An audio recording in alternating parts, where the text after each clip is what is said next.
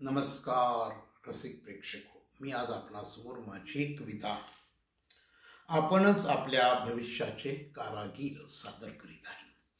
घडविणे बिघडविणे नसते कुणाच्या हातात, आपणच असतो आपल्या भविष्याचे कुशल कारागीर। दोष देऊ नका कधी कुणाला, सत्कर्म ते करा, अढळ विश्वास ठेवा।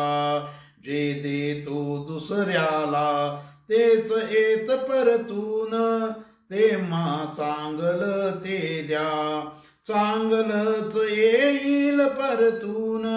निजाईल सार जीवन लख उजळून, अनसिद्ध होईल निसर्ग नियम।